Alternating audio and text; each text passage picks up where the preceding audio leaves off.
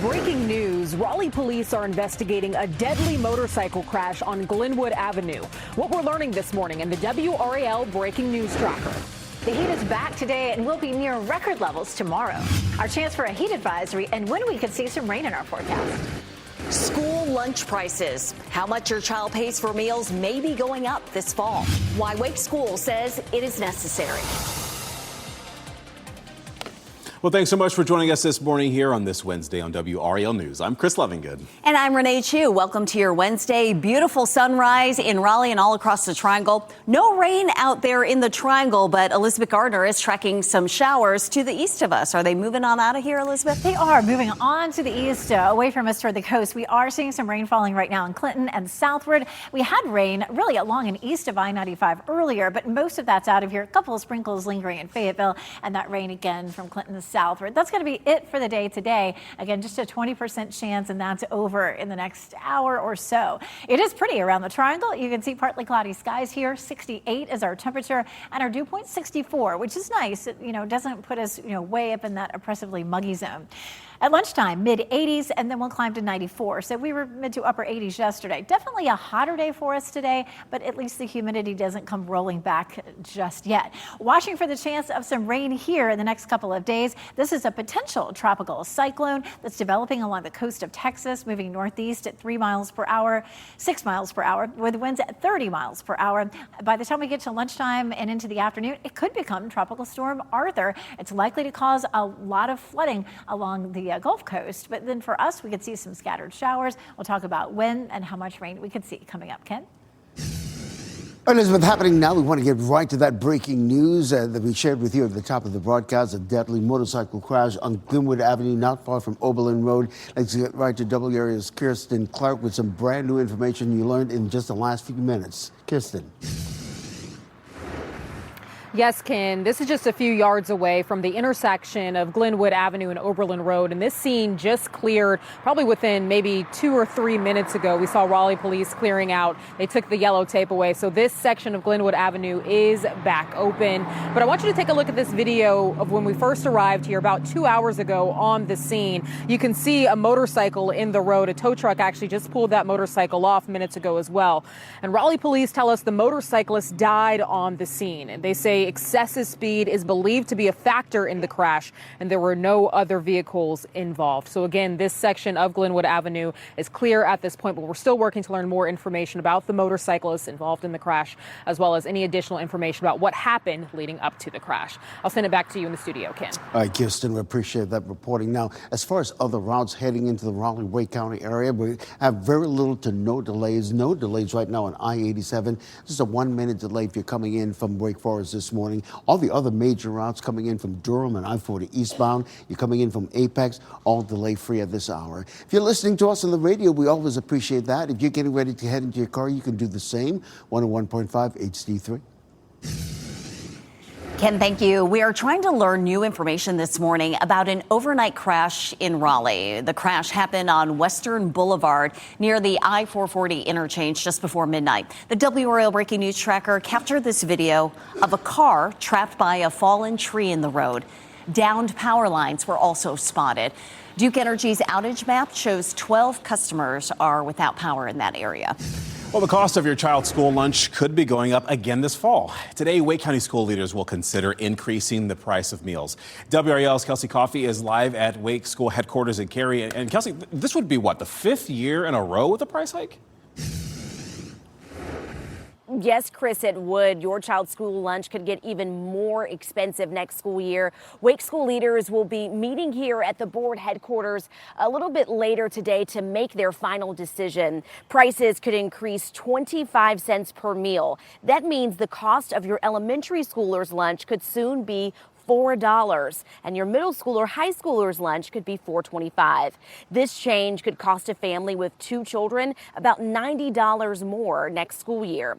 The district is planning to charge higher prices because of increased food and delivery costs. Plus, they have to cover the cost of pay increases for employees. School cafeterias are not directly funded by the state or county budget. WRAL Education Insider Emily Walkenhorst explains how this funding works. They're really funded by themselves, by the sale of meals, by any reimbursements they might get from the state or federal government for students who are lower income. A vote is scheduled for tonight at 5:30. Kelsey Coffey, WRAL News, live in Cary. Holly Springs has become the latest community to say no to data center development. The town council has approved a one-year pause on data center construction. This pause is designed to give the town time to look into how the data centers would affect the community. Data centers are a growing debate across North Carolina. This map shows dozens already built and at least 20 more proposed. The red areas show the counties, cities, and towns that are pausing those developments or restricting zoning. People in Holly Springs say the data centers bring health concerns and noise pollution that could reduce property values. I hope a longer moratorium and possibly a ban of data centers will be put in place in the future to allow staff to properly assess the dangers and impacts of data centers. But this is a start. Holly Springs town staff expect it to take them 8 to 9 months to investigate before they can put together more permanent policies on data centers. During this time of celebration, the Carolina Hurricanes are also sounding the siren on food insecurity in our community. Yeah, it's important to talk about, which is why players are partnering with the Food Bank of Central and Eastern North Carolina to fight food insecurity during the summer months. WRAL's Ali Kadabar joins us live from Lenovo Center to talk more about this. And Ali, we are talking about a goal of $25,000 in donations. That would be significant for families. Yeah, that's significant. 75,000 meals for families in need. Now, this whole partnership.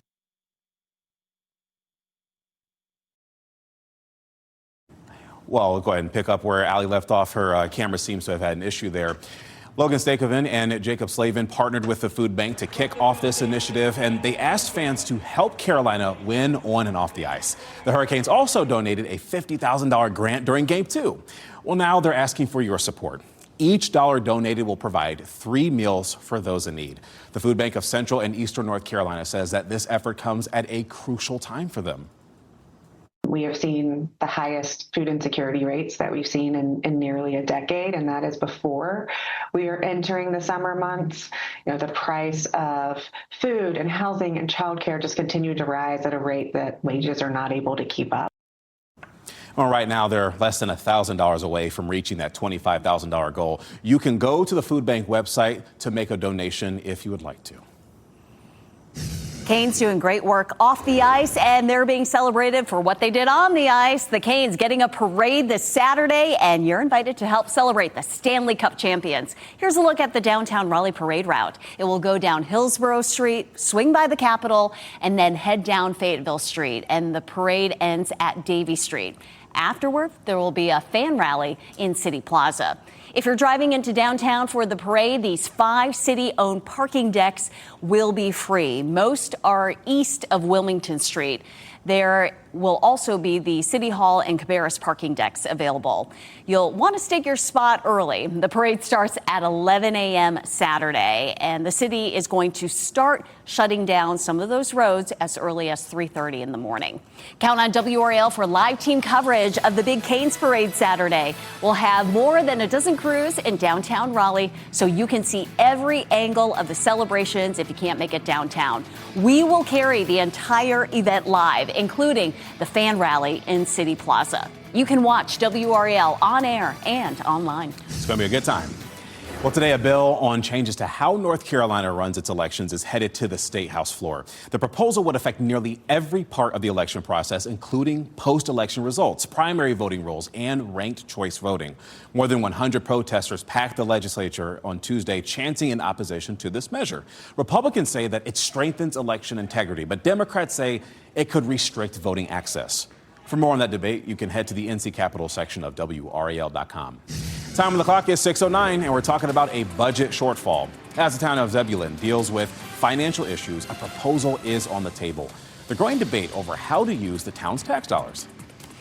Bringing the cup to the people. Don't you love how the Stanley Cup has been making the rounds around Raleigh after the Canes brought it home? We'll show you the most recent stop and its connection to the players.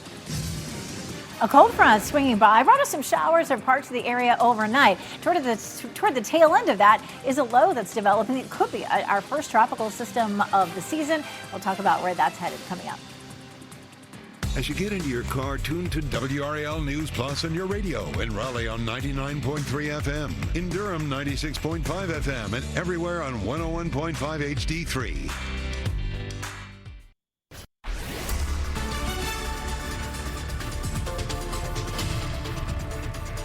613 dual Doppler 5000 radar showing just a few isolated showers finally moving away from us, and the sun really breaking out nicely across the triangle. Still a few showers mainly across parts of Sampson County moving eastward. You can see it's just a 20% chance now and almost over. But this is a live look at Clinton where we just had the rain coming through and you can see the wet conditions there.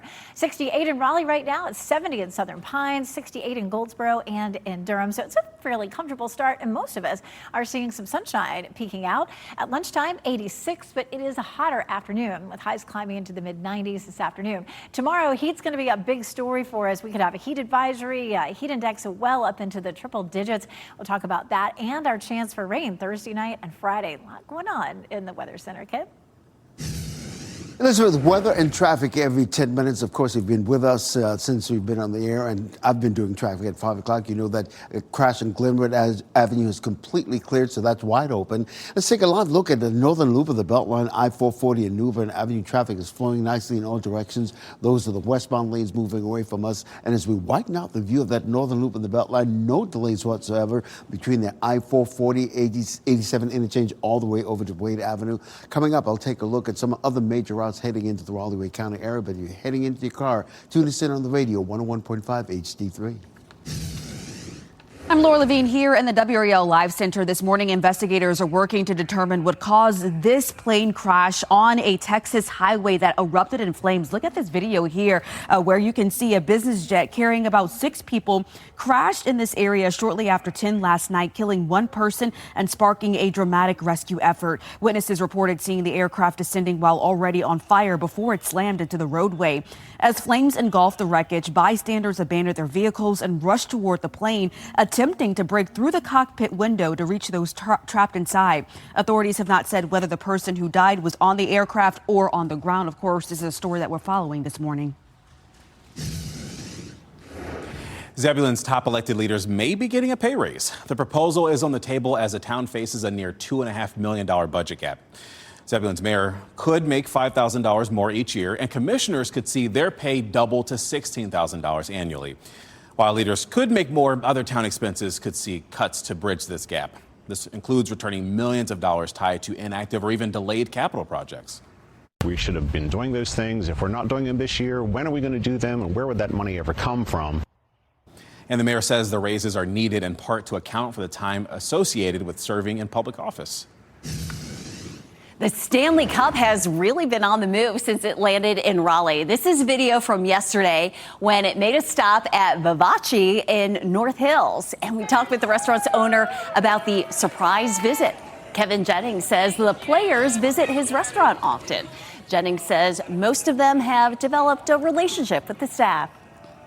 I went to the staff and I said, hey, what was this all about? And he just said, hey, Martin Oak walked in and said, we're coming for lunch and we're bringing the cup. And that was it, So, and they feel at home there. A lot of the players come there really often. That cheering, it's just so awesome to see. The trophy made the rounds on Glenwood South Monday night, including at a popular Cane's Bar Teats. Fans filled the streets of downtown just to get a glimpse. Oh, man, so cool. Would love to see it. Well, water levels at Falls Lake, they are dropping as we are dealing with this drought, and this is pushing Raleigh closer to stage 2 water restrictions. In fact, the U.S. Army Corps of Engineers says that Falls Lake is now at 242.2 feet, which is 5.3 feet below lake level. The water supply is 66%, and that is a 3% drop compared to last week. Phase 2 water restrictions that completely ban in-ground and hose sprinklers go into effect at 45%. The National Hurricane Center began issuing advisories on a potential tropical cyclone Monday. The question quickly became, what is that? Meteorologist Chris Michaels tells us what it is and why the National Hurricane Center has started alerting us on this potential tropical cyclone. Quite a mouthful. Can we say PTC? Yeah, exactly. PTC, just some acronyms would be good. And, I think the confusion comes from the word cyclone, and you think it's just unique to the Pacific. Cyclone is just kind of a fancy word of saying storm system, really, no matter what part of the country or the world that you're in. But they started doing this in 2017, where they issued advisories on these potential tropical cyclones, these storms that are not yet tropical, but posing a threat to land. So when they do this, it allows them to issue official advisories, watches, warnings, and things of that nature. So they've been able to sound the alarm for places like the Texas and Louisiana Gulf Coast, where in the yellow you see a tropical storm watch, and in the blue you see a tropical storm warning.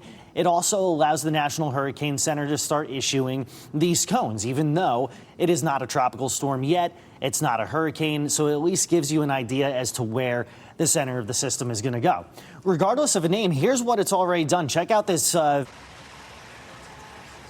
This is near Houston and near Beaumont, Texas. So when you've got a system that's close to the Gulf and it's just flinging that moisture into those areas, these are the scenes that you sometimes get. Elizabeth, this system giving us at least the chance for some rain, but probably not scenes like that, thankfully. Right. We don't want to see the flooding, but boy, we need the rain. And a lot of it's going to be really right along the Gulf Coast. This is look at the big picture. So here's where the system is southwest of Houston. We have this cold front that stretched out well ahead of it. It's a completely different system. And that cold front brought us a few isolated showers early this morning. Along this front, we've been seeing some rain. But again, the tropical system itself is still well to the west. So it could briefly become a tropical system. Arthur, as Chris was mentioning, could be the name of this system potentially this afternoon. The main threat from this is going to be flooding across the southern U.S., but mainly to our south. But it does increase our chance for showers and storms for tomorrow night and Friday. Here's a look at where it is right now. Winds at 30 miles per hour. 38-mile-per-hour winds would make this a tropical system, again, potentially at around 2 o'clock with the name of Arthur. And, of course, as Chris mentioned, we already have along the Texas coast some tropical storm watches and then warnings along parts of the Louisiana coast where we could have some flooding and some stronger winds. Notice the bullseye of the rain here where all the orange and red is. That's where we could see anywhere from around 5 to 8 inches of rain. Notice we're not in those bright colors. We're definitely going to have the potential for some rain, but it could be as little as a half an inch from Raleigh northward, as much as an inch and a half in some of our southern counties. This is a look at Thursday. We start off pretty quiet in the morning. Really, during the day, Thursday, the heat is our big story, which we're going to talk more about coming up. But by the evening commute, some scattered showers and storms develop. Some of that continues overnight. And then possibly Friday, we have some more of that develop in the afternoon and evening, just with the potential for enough lingering moisture for another chance for some showers and storms. So it is a level 1 risk for late Thursday. We'll wait to see if there's a risk posted for Friday, but right now some isolated storms could produce some wind damage. We have, of course, this front moving across our area, starting to really pull away from us. We had some showers around Fayetteville and Clinton earlier, but notice how all of that is really starting to move right on out of here. Our biggest story before the rain starts on Thursday is going to be the heat. Hottest day of the week at 99. And we have the chance for the Weather Service to issue a heat advisory. Then after that, it's noticeably cooler. Saturday, we're watching closely, of course. It is our big parade for the hurricanes right now. It looks like the weather should be pretty good for that, as good as it's going to get anyway in June, Ken. Love it. Exciting time for Saturday.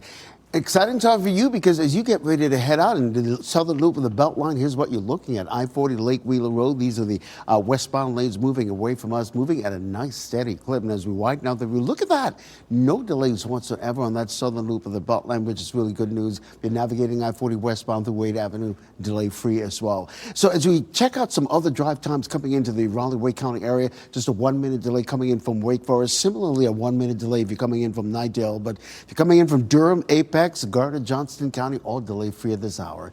You're getting ready to head into the car. Tune us in on the radio, 101.5 HD3.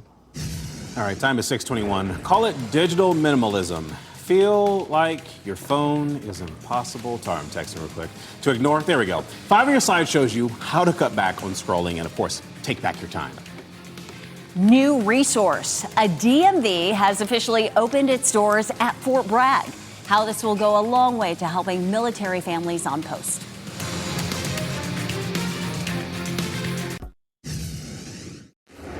All right, so check this out. A new DMV office is open on Fort Bragg. It's located on Normandy Drive near the Soldier Support Center. And there was a ceremony held yesterday with a ribbon-cutting ceremony and remarks from Governor Josh Stein. He says this is part of an effort to improve DMV experiences across the state. And the new Fort Bragg DMV location will provide dedicated driver license services to service members, veterans, and military families on base. This What's Trending report is sponsored by Call Dad AC and Heating. Shrek and Donkey are off on another whirlwind adventure, and Lionel Messi is making a run at history. Yeah, talking about that this morning, we have Ken Smith and What's Trending. Of course, big fans of Shrek, right? Well, we're getting our first look at Shrek 5. In the new sequel, Shrek, Donkey, and the gang find themselves in jail. Mike Myers, Eddie Murphy, and Cameron Diaz are all returning. The new movie will be released in the summer of 2027. It has been 16 years since the last Shrek movie was released. And 25 years since the first one. Who is feeling old now? Yes, I am. Still going strong. All right, the stars are shining at the 2026 FIFA World Cup. Soccer legend Lionel Messi scoring a hat trick in Argentina's 3-0 win over Algeria. Now, with those 3 goals, the 38-year-old is now tied for the career scoring record at the Men's World Cup. How about that? Yeah, that's pretty cool, right? And Argentina's next game will be Monday against Austria. You can watch that game actually on Fox 50. Good times. And look, there's a FIFA World Cup doubleheader today on Fox 50 starting at 1 p.m. It will be Portugal versus the Democratic Republic of the Congo. Then at 4, it will be England versus Croatia. The tournament runs through July 19th. Your time this Wednesday morning is 6:26. Off the ice, a couple of Stanley Cup champions are celebrating their win by supporting a very good cause. How the Carolina Hurricanes are working to end hunger in the community. And I'm tracking a couple of the things. One, a cold front passing through our southern counties right now, and then a potential tropical cyclone that could bring us some rain later in the week. We'll check out both of those coming up.